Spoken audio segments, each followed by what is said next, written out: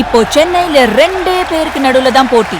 ஒன்னு இஎம்ஐ, இன்னொன்னு ரெண்ட். வாடகை பணத்தை இஎம்ஐயா கட்டுங்க, சொந்த வீடு வாங்குங்க. Stepstone Viraam phase 2 luxury 2 BHK apartments 79 lakhs. Porur Kattupakkam rented ஹவுஸ்னா உங்க ரெண்ட் அவங்க அசர்ட். ஓன் ஹவுஸ்னா உங்க இஎம்ஐ உங்க அசர்ட். For bookings call 8682089820.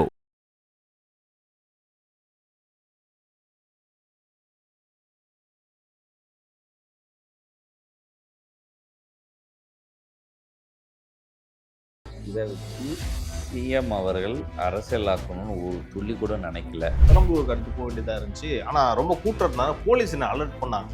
ஆனால் கரூர்ல ஏன் அதை அலர்ட் பண்ணலன்றது ஒரு கேள்வியை முன் வச்சு இவங்க வந்து திமுக சார்பில் அலர்ட் பண்ணன்னு சொல்லியிருந்த பொய் பிரச்சாரத்துக்கு இன்றைக்கே பதில் அவர் வந்து சொன்னார், தன்னுக்கு அலர்ட் கொடுக்கல, பாதுகாப்பு குறைபாடால் நடந்ததுன்றதை தவிர தாவேக்காலேருந்து எந்த ஒரு கண்டனமோ எதிர்ப்பையோ பேசவே இல்லை.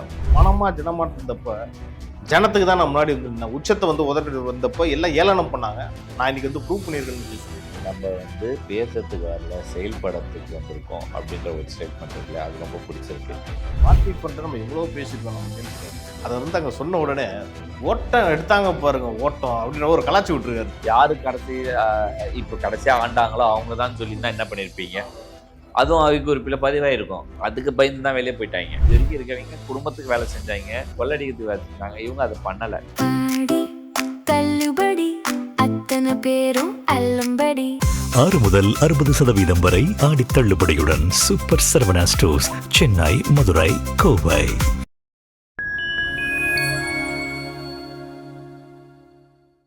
நேயர்களுக்கு வணக்கம். இன்றைய சீக்கே டாக் நிகழ்ச்சியில் பல்வேறு அரசியல் மற்றும் சமூக நிகழ்வு குறித்து உங்கள் சீக்கேவோடு பேசவிருக்கிறோம். வாருங்கள், நிகழ்ச்சிக்குள் செல்லலாம். சார் வணக்கம். வணக்கம் சார், தமிழ்நாடு ஆவலா எதிர்பார்த்து கொண்டிருந்த முதலமைச்சர் திரு விஜய் அவர்கள் கரூர்ல இன்னைக்கு ஒரு சம்பவம் பண்ணிட்டு போயிருக்காரு. வேட்டக்காரன்ற மாதிரி வந்துட்டு பல விஷயங்களை வந்து வெடிச்சிருக்காரு. நீங்களும் பார்த்துருப்பீங்கன்னு நினைக்கிறேன். ஃபர்ஸ்ட் நம்ம அந்த கரூர் சம்பவத்துல இருந்து போயிடலாம். நீங்க பாத்தீங்களா சார் என்ன நடந்துச்சு?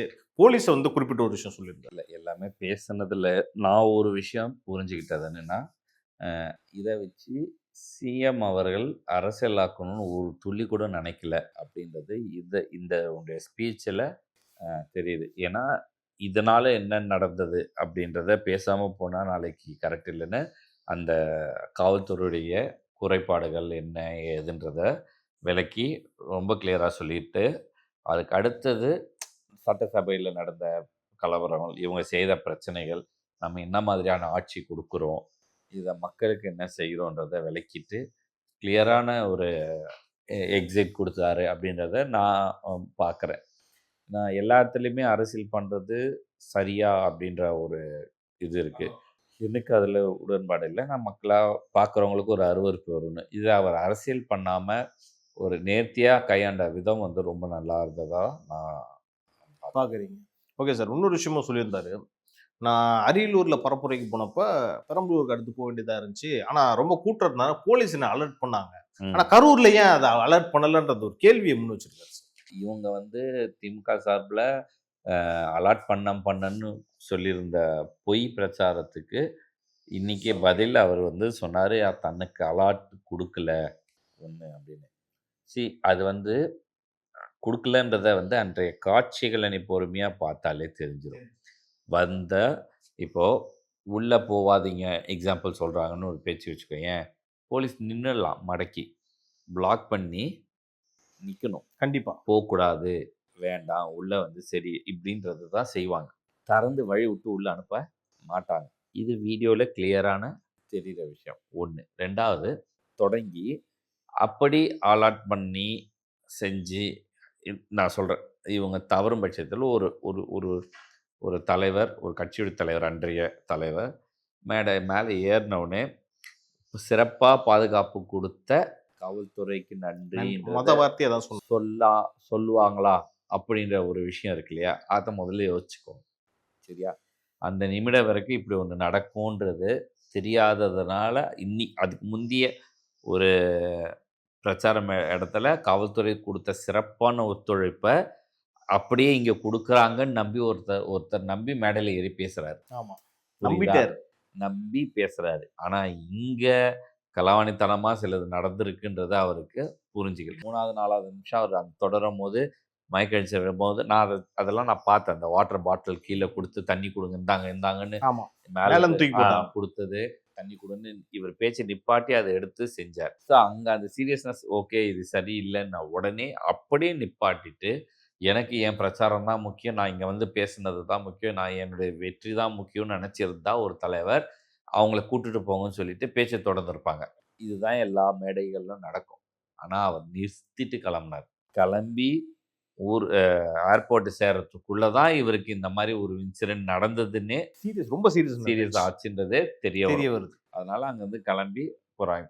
ஸோ இந்த ப்ரெஷர் ஒரு ஒரு ஒரு ஒருத்தருக்கு ஒரு டெட் ஹார்ட் கோர் ப்ரெஷர் குடுத்துட்டு, நீ பிரஸ் அவரை சந்திக்கலன்னு வேற பின்னாடி வந்து பேச ஆரம்பிச்சாங்க.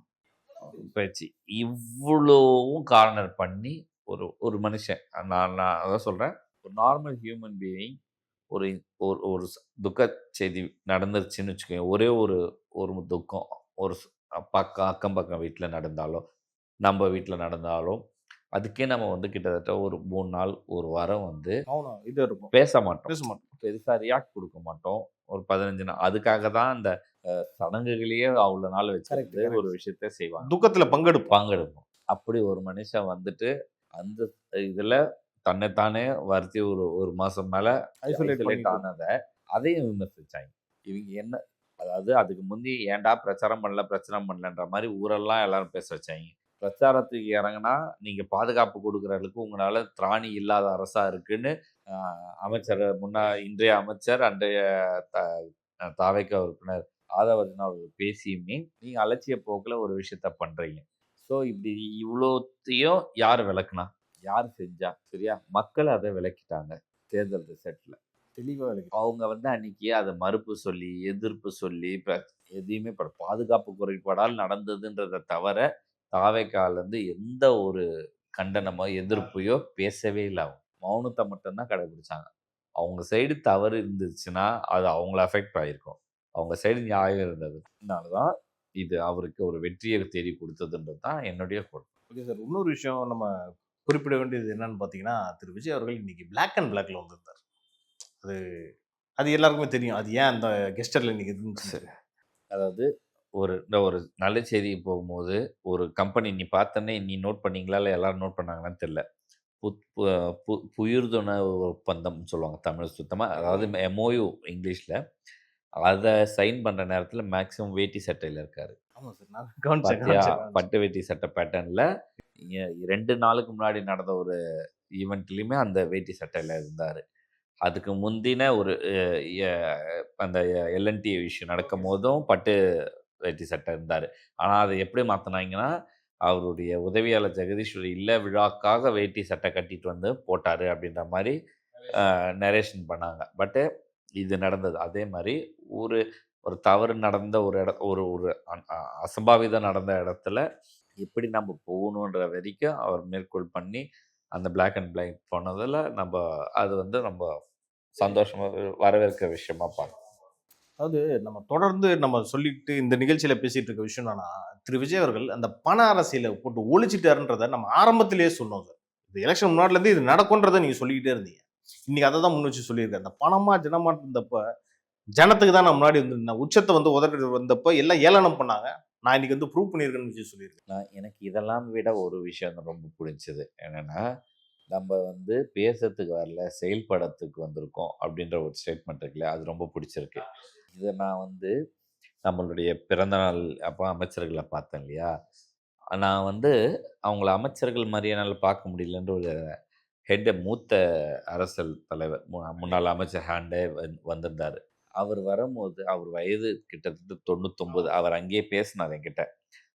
கருவில் அருணாச்சா நான் அடுத்த வருஷம் செஞ்சுரி போடுவேன் அப்படின்னு சொல்லி அவர் மேடையில் பேசுகிறார். அவர் எந்திரிக்கும் போது இவங்க எழுந்து நின்று கொடுத்த மரியாதை, அவர் கையை பிடிச்சி நடந்து கூட்டு போய் அவங்களுடைய உதவியாளர் வரைக்கும் விட்ட ஒரு முறை, அவர்கிட்ட ஆசீர்வாதம் வாங்கின முறை, இதெல்லாம் வந்து எனக்கு கூஸ் பம்ப்ஸ் நிகழ்ச்சி. நான் வந்து ஒரு மேடையில் ஒரு விஷயம்னா அக்கம் பக்கத்தில் அண்ணன் மைத்ரேயன் கூட உட்காந்து பேசிகிட்டு இருந்தார் என் கூட. ஓகேவா, அவர் கண்டினியூஸாக அவருடைய இதை நீங்கள் அன்றைக்கி ஏன் அப்படி இருந்தீங்க, நீங்கள் ஏன் திமுகவுக்கு போய் நான் நம்ம வாய் சும்மா இருக்காது. நான் கேட்டேன், நீங்கள் வந்து தவறான இடத்துல போய் சேர்ந்துட்டீங்க, நீங்கள் ஏன் திமுகவுக்கு போனீங்க அப்படிங்க, நீங்கள் வந்து டிவிகேக்கு வந்து சேர்ந்துருக்கலாமே, உங்களை மாதிரி ஒரு மூத்த அரசியல்வாதிகளுக்கு அங்கே ஒரு இது யூஸ்ஃபுல்லாக இருக்கும் அப்படின்னு. இல்லைப்பா, நம்மளை வந்து ஆர்எஸ்எஸ்காரன் முத்திரை குத்தி வச்சுருந்தாங்க, இப்போ திமுகவுக்கு போயிட்டேன், பிஜேபிக்காரன் தான் என்ன முத்திரை குத்துனாங்க, அதிமுகலே என்ன அப்படி தான் வந்து கார்னர் பண்ணாங்க, நான் அது எடப்பாடி அப்படி தான் என்னை வந்து ஓரங்கட்டேன், அதனால திமுகவுக்கு சேர்ந்து பல விஷயங்கள் பேசிகிட்டு இருந்தோம். ஆனால் இவங்க வந்ததுக்கப்புறம் நான் சொல்கிறேன் இல்லையா, மேடையில் இந்த மாதிரி எந்த ஒரு ஃபங்க்ஷன் போனால் நம்ம அக்கம் பக்கத்தில் பேசிகிட்டு இருப்போம், மேடையில் ஒரு நிகழ்ச்சிகள் நடந்துட்டு இருக்கோம்ல, எனக்கு அமைச்சர்களுடைய செயல்பாடுகள் இருக்கு இல்லையா, அவங்களோட மேலே தவிர எனக்கு கண்ணு வேற எங்கேயுமே, அந்த அளவுக்கு அவங்க கான்ஷியஸாக ஒருத்தர் பேசும்போது அது உன்னிப்பாக கவனிக்கிறது, அது ஒரு மூத்த அரசியல்வாதி அவருக்கு கொடுக்க வேண்டிய மரியாதைகள், அங்கேருந்து பேசும்போது அண்ணன் மைத்திரி பற்றி பேசுனது, இந்த மாதிரி எல்லா விதத்துலேயுமே அவங்க வந்து சூப்பராக தன்மையாக நடந்துக்கிட்டு. ஸோ இவங்க பார்க்கும்போது அவங்க தலைவர் எப்படின்றது நமக்கு தெரிஞ்சுது, புரிஞ்சுது சார். அதான் சார், அதை தான் அவர் இங்கே வந்து ரிஃப்ளெக்ட் பண்ணது தான் நான் பார்க்குறேன். அதுவும் இல்லாமல் உங்கள் பிறந்தநாள் வந்து சொன்னப்போ திரு வெங்கட்ராமன் அவர்களும் சரி, லோகேஷ் அவர்களும் சரி, அவங்க 2 பேரும் ஒரே டைம்ல சால்வை போட்ட விஷயம் யார் சார் பண்ணுவா அதெல்லாம்? எனக்கு ஒரு தயக்கம் இருந்தது, நான் வந்து கேக்கு வெட்டுற பழக்கலாம் எனக்கு இல்லை, பிறந்த நாள் இது என்னுடைய இயல்பு. ஆனால் அங்கே ஒரு இவர் வந்து மூத்த பத்திரிகையாளர் அண்ணன் வந்து கேக் அரேஞ்ச் பண்ணேன், வெட்டும் போது ஆனால் நான் வெட்டுறேன், நீங்கள் சாப்பிடுவீங்களா அப்படின்னு கேட்டேன்னா சொல்லி அப்படி வாய்க்கும்போதில்ல, அவர் வந்து என் கையை பிடிச்ச கேக்கை வெட்டுறாரு அமைச்சர் இவர் வெங்கட்ராமன் சார். ஸோ இந்த அளவுக்கான ஒரு டவுன் டு த எர்த் யாருக்கா மரியாதை, டவுன் டு அந்த விஷயங்கள் இருக்கு இல்லையா, அவர் அதை பண்ணணும்னு எனக்கு தெரிஞ்ச அவசியம் இல்லை. வெட்டங்க, நான் கூட நிற்கிறேன், பண்ணுங்க, சால்வை கொடுத்துட்டு அதுக்கு ஒரு பரிசு கொடுத்து கேட்க. என் பாயிண்ட் ஆஃப் வியூவில் ஒரு அமைச்சருடைய நேரம் இப்படி நீ பார்த்தோன்னா சொல்லுவாங்க எப்பவுமே 2-5 நிமிடங்கள் இந்த பேச்சுவார்த்தை நடந்தது, 10 நிமிடங்கள் இந்த மாதிரி ஒரு அமைச்சருக்கு நடக்கும். ஓகேவா, கிட்டத்தட்ட எங்கிட்ட மட்டும் ஒரு 10லேருந்து 15 நிமிஷம் ஸ்பெண்ட் பண்ணியிருக்காங்க. அது எவ்வளோ ஒரு முக்கியமான நேரம், அவங்க அந்த அந்த இன்வால்மெண்ட், அந்த ப்ரெசன்ஸ் கொடுக்குறாங்க இல்லையா, அதை நம்ம வந்து கண்டிப்பாக அதுதான் அவர் தலைவர் அவர்கிட்ட கற்றுக்கிட்ட விஷயம், தொண்டரும் வழின்றதை வந்து நம்ம அங்கே பார்க்குறோம் சார். அடுத்தபடியாக சார், திரு விஜய் அவர்கள் அந்த நிகழ்ச்சியில் நீங்கள் என்ன சொல்லியிருக்காருன்னா, பார்ட்டி ஃபண்டு, நம்ம பார்ட்டி ஃபண்டு நம்ம எவ்வளோ பேசியிருக்கோம் நம்ம நிகழ்ச்சியில், அதை வந்து அங்கே சொன்ன உடனே ஓட்டம் எடுத்தாங்க பாருங்க, ஓட்டம் அப்படின்ற ஒரு கலாச்சி விட்டுருக்காரு சார். நம்ம அதாவது நம்ம வீடியோவில் பேசியிருந்தோம் நினைக்கிறேன், பார்ட்டி ஃபண்டுன்னொடனே இவங்க எல்லாம் காலியாகி வெளியே போயிட்டு வெளியில் போய் ப்ரெஸ்ஸை பேசினாங்க தேவான்னு சொல்லி கலாச்சிருந்தோம் நம்மளும். அதை வந்து சிஎம் அவர்கள் வந்து இந்த மேடையில் ரொம்ப தெளிவாக ஒரு கிண்டல் தோணியில் பேசியிருக்கேன். கிண்டல் ரியாலிட்டி தானே, கிண்டல் தோணி இல்லை, நிஜம் தானே. பார்ட்டினா நானே கேட்குறேன், நீங்கள் யாருன்னு சொல்லுங்க அப்படின்னு அங்கேருந்து பேசியிருக்கணும். நீ வெளியில் போய் ப்ரெஸ்ஸுக்கிட்ட வந்து நீங்கள் யாருன்னு சொல்லுங்க அப்படின்னா என்ன அர்த்தம்? அவை குறிப்பில் பதிவு இருக்குது, நீங்கள் அங்கே தைரியமாக, ஏன்னா பேசி யாரு இப்போ கடைசியாக ஆண்டாங்களோ அவங்க தான் சொல்லியிருந்தா என்ன பண்ணியிருப்பீங்க, அதுவும் அவை குறிப்பில் பதிவாயிருக்கும், அதுக்கு பயந்து தான் வெளியே போயிட்டாங்க. அதுக்கு தான் ஒன்று சொன்னார், வரலாறு கதவை பூட்டிட்டு தான் இனிமேல் நம்ம பேசணும். திமுக காரங்களை பொறுத்த வரைக்கும் எப்படின்னா பல வரலாறு திருச்சி எழுதினவங்க. ஓகேவா, இப்போ எக்ஸாம்பிள் வந்து நான் எக்ஸாம்பிளுக்கு சொல்கிறேன், இப்போ ராஜீவ்காந்தி இப்படி கொல்லப்பட்டார் இப்படின்னு ஒன்று இருக்குன்னு வச்சுக்கோயேன், இவங்க என்ன பண்ணுவாங்க, இதுக்கு இவங்க ஆட்கள்லேயே யாராவது முனைவர் பட்டம் பெற்றவங்களை வச்சு இப்படி இல்லை இப்படி இருக்கலாம் அப்படின்னு ஒரு போக்கு எழுதுவாங்க, அதை இவங்களே ரிலீஸ் பண்ணுவாங்க. அப்புறம் ஒரு 5 வருஷம் கழிச்சு இப்படி தான் அப்படின்னு அதையே மாற்றி ஒரு புக் எழுதுவாங்க. ஸோ அந்த புக்கை எடுத்துகிட்டு வந்து மேற்கோள் காட்டி இவங்களே ஒரு மேடையில் பேசுவாங்க. இப்போ அந்த நெரேட்டிவ் செட்டை வந்து இப்படி தான் நீ பல வரலாறை மாற்றினதுல இவங்களை அடிச்சுக்கிறதுக்கு ஆளே கிடையாது. இவரே சொல்லிட்டாரு, ஞானி முனைவரே சொல்லிட்டாரு. இது என்னன்னா, இந்த புத்தகத்தில் இப்படி எழுதி இந்த இருக்கு, இது சப்போஸ் பிஜேபி சனாதன தர்மத்தை இப்படி எழுதியிருக்காங்கன்னு எடுத்துனது ஒரு புக்கை காட்டுவான். இதை யார் எழுதுனா அவன் வரலாறு என்ன எஸ்டிடி இல்லைன்னு சொல்ல மாட்டாங்க. என்னென்னா கடைசியில் பார்த்தா அது இவங்களே தான் ஒரு ஆளை வச்சு எழுத வச்சுருப்பாங்க. அதை எடுத்துன்னு வந்து அங்கே பேசுவாங்க. ஸோ மக்கள் புத்தகத்திலேயே அப்படி எழுதியிருக்கேன். புத்தகத்தை எழுதுறவன் யாரு? உன்ன மாதிரி என்ன மாதிரி ஒரு மனுஷன். அவனுக்கு ஒரு சார்புன்னு ஒன்று இருக்கும், புரியுதா? இப்போ நீ ஒரு சார்பில் இருக்க, நான் ஒரு சார்பு இருக்கேன். நான் வந்து கடவுளை கும்பிட்றவரா இருக்கேன், நீ கும்பிடாதவரா இருக்க. நான் எழுதும் போது கடவுள் நம்பிக்கைக்கு ஏற்ற மாதிரி எழுதுவேன், நீ எழுதும் போது கடவுள் நம்பிக்கை இல்லாத மாதிரி எழுதுவேன். அதுக்கு ஒரு பொருள் கொடுப்பேன், அதுக்கு ஒரு விளக்கம் கொடுப்பேன். நான் இதுக்கு ஒரு பொருள் கொடுப்பேன், இது விளக்க. ஆனால் நம்மள்த எடுத்துன்னு போய் இவங்க ஐ மீன் அந்த சார்பில் இருக்கவங்க அதை எடுத்து மார்க்கெட்டிங் பண்ணி இப்படிதான் அப்படிதான் மக்களை மண்டை கழுவுற வேலையை செய்வாங்க. இப்போ அந்த மாதிரிலாம் ஒன்றும் பண்ண முடியலன்னு என்ன பண்ணுறதுன்னு தெரியல. அதனால தான் அங்கே ஒன்று நடந்ததா, இதை வெளியில் வந்து பேட்டி கொடுத்தோம்ல, இங்கேருந்து ஒரு நெரேட்டிவ் கொண்டு போவாங்க. நம்ம அண்ணன் முன்னாள் முதலமைச்சர் அவர்கள் வந்து மிசால உள்ளே போனாருன்னு ஒரு கண்டென்ட் இருக்கு இப்போ. ஆமாம் அப்படின்னு பேசி இப்படியே பேசிகிட்டே இருந்தாங்க. ஒருத்தர் புக் எடுத்து, ஐயா இந்த மிசா உள்ளே போனதில் உங்கள் ஆள் பேரே இல்லைங்கண்ணா. அப்படியா, நீங்கள் சொல்லி தான் எனக்கு தெரியுது. நான் இதுக்கப்புறம் யார் ஒரு அமைச்சர், அன்றைய அமைச்சர், முன்னாள் அமைச்சர், அப்படி பேரை சொல்லலாம், பொன்முடி, அப்படியே பதறிட்டாப்ல. இந்த மாதிரி பல பேரை கேள்வி கேட்டால் பதறாமல் என்ன ஆகும்? ஸோ இந்த காலம் இப்போ மாறிடுச்சு. நீ ஏதாவது ஒரு நெரேட்டிவ் செட் பண்ணால் உன்னை திருப்பி கவுண்டர் கொடுக்கறதுக்கு பல பேர் தயாராக இருக்காங்க. ஆமாம், டர்ட்டி பாலிடிக்ஸை விட்டுட்டு குட் பாலிடிக்ஸை ட்ரை பண்ணுங்கன்றதை நம்ம சொல்றோம். அதான் சார், அடுத்து ஒரு குட் பாலிடிக்ஸை பற்றி தான் திரு விஜய் அவர்களும் சொல்லியிருக்காரு. நம்ம தாவேகா ஆட்சி 60 நாளில் வந்து பார்த்தீங்கன்னா கவர்மெண்ட் ஆஃபீஸில் லஞ்சமே இல்லை, சொல்லப்போனால் கவர்மெண்ட் ஆஃபீஸில் முதியோர்களுக்கு மரியாதை கொடுக்கறத ஒரு விஷயத்த குறிப்பிட்டு பேசியிருக்காரு. இதை நம்ம ஆல்ரெடி நம்ம சேனலில் பதிவு பண்ணியிருக்கோம்.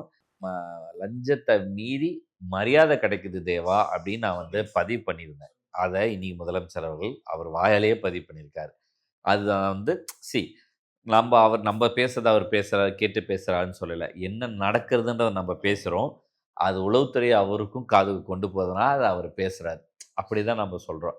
நான் இன்னும் ஒரு படி மேலே நான் இதை சொல்கிறேன்.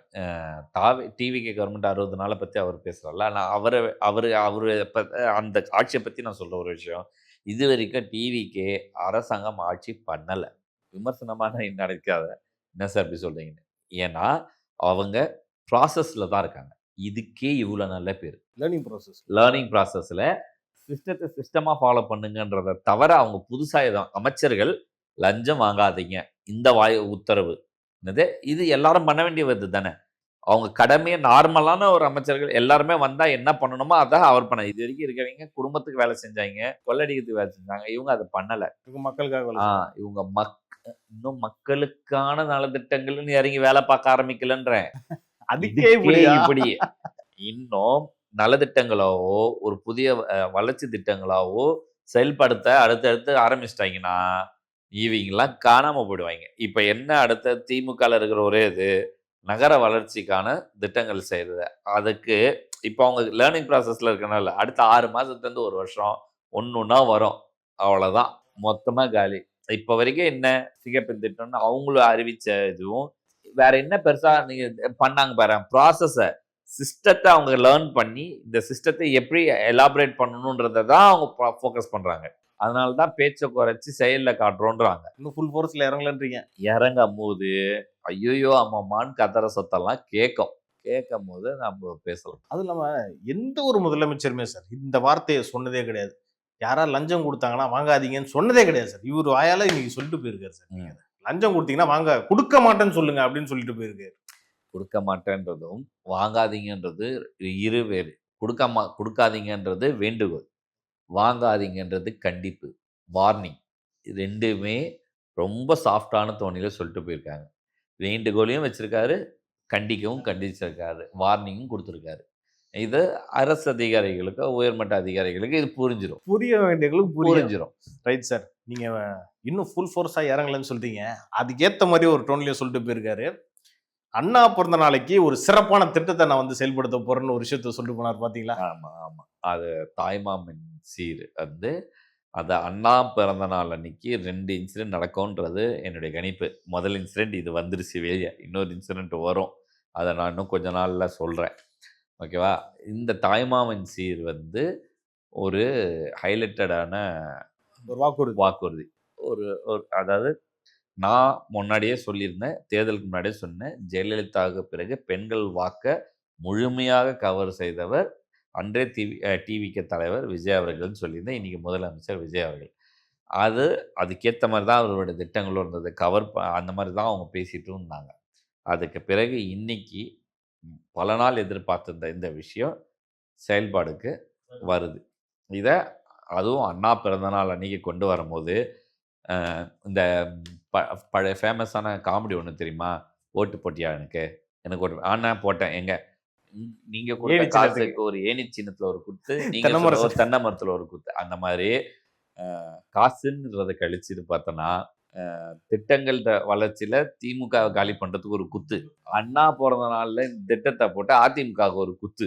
நீங்க 2 பேரும் கிளம்பி காத்த விடுங்கன்றத தெளிவா இன்டைரக்டா சொல்லிட்டாரு. ஆக மொத்தம் மூஞ்சில 2 குத்து. குத்து. ஒருத்தர் தான். அவங்க அதுலயே இன்னொரு விஷயமும் சொல்லியிருந்தாரு சார். அதாவது திமுக மாதிரி ரீல்ஸ் தாய்மாமன்லாம் இருக்க மாட்டார். ரியல் தாய்மாமனா இருக்க போறேன் அப்படின்ற விஷயத்த ஏன்னா அவங்க தான் அதிகமான விமர்சனம் டிவிகே மேல ரீல்ஸ் கட்சினாங்க. உண்மையான ரீல்ஸ் கட்சி அவங்க தான்றத அவர் இந்த மேடையில பதிவு பண்ணிட்டு போயிருக்காரு. அந்த குட்டி ஸ்டோரி பாத்தீங்களா சார் நீங்க? அந்த சட்டி மேட்ரு. அதாவது நல்ல விளக்கம் ஆக்சுவலா உண்மையிலே தான். அதாவது நான் அதை எப்படி எனக்கு எப்படி புரிஞ்சதுன்னா, ஓட்டை மாதிரி ஓட்டையா சட்டியை வச்சுக்கிட்டு உள்ள நிறைய பண்றேன்னு.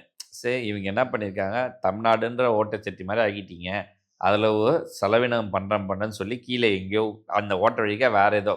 இது எப்படின்னா, ஒரு படத்தில் ஞாபகம் இருக்கா, ஐ திங்க் சூர்யா தம்பி கார்த்தி நடிச்ச படம்னு நினைக்கிறேன்.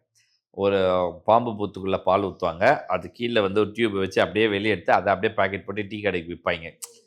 புரியுதா? ஒரு திட்டம். அதை தான் அவர் சிம்பாலிக்காக சொல்லிட்டு போனாருன்றத அந்த கதையில் நான் சொல்கிறேன். அந்த ஹோட்டலில் ஓட்டாங்க, அது எங்கேயோ போச்சு அப்படின்றத அவர் சொல்கிறாரு. புரியுறவங்க புரிஞ்சுக்கிட்டோம், தெரிஞ்சுக்கிட்டோம். அந்த வாய்த்திறங்க சிஎம்னு நம்ம ஏற்கனவே பேசியிருந்தோம். அதுக்கு ஒரு சின்ன ஒரே லைனை சொல்லிட்டு முடிச்சுட்டாரு சார். அதாவது இப்ப பேசின கொஞ்ச நேரத்துக்கே வந்து குளத்தூர்ல உங்களை கொத்து புரட்டா போட்டாங்க, இதுக்கு மேல பேசுனீங்கன்னா நீங்க இருக்கவே மாட்டீங்கன்னு சொல்லிட்டு போயிட்டாரு. இதை வந்து சட்டசபையில் பேசுனதுக்கு தான் இவங்க எல்லாரும் பேச ஆரம்பிச்சாங்க. திருமாவளவன் கூட வந்து அதுக்கெல்லாம் வாய்ஸ் கொடுத்தாரு. இப்போ மேடை வெளியில இப்போ எவனா பேசு, இதை ஒன்று நீங்க மேடை வெளியில பேசுறத யாராலையும் கேட்க முடியாது, கண்டிக்க முடியாது. இதை திருப்பி அழுத்தம் திருத்தமா எல்லாருமே எல்லா மேடையிலுமே பேசணுன்றத நான் வந்து வலியுறுத்துறீங்க. இந்த விஷயத்தை எப்படி சார் பாக்குறீங்க? ரொம்ப ஒரு முக்கியமான விஷயமாவும் பார்க்கப்படுது. இறந்தாங்களா சார் 41 குடும்பத்துல, அவங்களுக்கு வந்து நினைவு சின்னம் வைக்க போறாங்களாம் கரூர்ல. வரவேற்க வேண்டிய விஷயம் தான். மக்கள் இப்போ அவருக்கு அரசு உத்தியோகன்றத இவங்க கோர்ட்டாக போகிறாங்க. கோர்ட்டு டிசிஷன் வர்றதுக்கு முன்னாடி நம்ம வந்து இது வந்து கோர்ட்டில் கேஸை போட்டு இவங்க இதை தடை பண்ணணுமே வேலை பார்த்துட்டு இருந்த சுச்சுவேஷனில் அதை கிளியரன்ஸ் இல்லாமல் நம்ம ஒன்று கொடுத்து அவங்களுக்கு ஒரு ஹோப்பை கொடுத்து அதை திருப்பி நாளைக்கு சப்போஸ் கோர்ட் ஏதாவது சொல்லிடுச்சுன்னா அவங்க அந்த ஹோப் இல்லாமல் போயிடக்கூடாதுன்றதுக்கு தெளிவாக அதை தள்ளி போட்டுட்டு அந்த இடத்துல ஒரு நினைவு சின்னன்ற ஒரு இதை கொடுத்துட்டு போனது ஒரு வரவேற்க வேண்டிய விஷயமும் நம்ம பார்க்க வேண்டாம் சார். இந்த கரூர் கம்பெனியோட ஓனர் என்ன தான் சார் ஆனாரு? ஓட்டம் பிடிச்சிக்கிட்டே இருக்காரு. அதையும் மேடையில் அங்கே பேசினாருன்னு நினைக்கிறேன். எங்கள் ஆலையே காணும், 2வது ஆலையை காணும். அந்த சட்டசபையில் ஒரு குட்டி ஸ்டோரி சொன்னார்ல, அது வந்து தலைவருக்கு சொன்னார். இப்போ அவரோட அமைச்சருக்கு எங்கள் ஆலையே காணோன்ற மாதிரி ஆகிப்போச்சு. அவர் சொல்லியும் முடிச்சு விட்டீங்க போல அப்படின்ற மாதிரி இருக்குது. இடைத்தேர்தல் வரப்போகுது இல்லை சார்? அது இப்போதைக்கு 7 தொகுதிக்கு கரூருக்கும் வரப்போகுது. தெளிவாக சொல்லிட்டு போயிட்டாங்க. அந்த மக்களோட ரியாக்ஷனே நீங்கள் பார்த்துருப்பீங்க. அது எந்த மாதிரியான ஒரு வெறியில் இருக்காங்கன்றது தெரியுது. எப்படி சார் இருக்கும்னு நினைக்கிறீங்க? கண்டிப்பாக எல்லாமே டிவிக்கு தான் வின்னு. அது எந்த மாற்றம் கிடையாது. டிவிக்கு தான் வின்னு. வேறு யார் எப்படி நின்னாலும் ஏதாவது சில பூச்சாண்டிலாம் காட்டுறாங்க. காமன் வேட்பாளர், பொது வேட்பாளர், அண்ணன். பொது வேட்பாளர் பூச்சாண்டின்ற மாதிரி அண்ணன் சொன்ன மாதிரி இருக்கு. அதிபர் நீங்க அப்படிலாம் நினைச்சேன். நான் தான் சொல்றேன், ஸ்டாலின் அவர் நின்றாலே காலிப்பா. என்னது புரியுதா?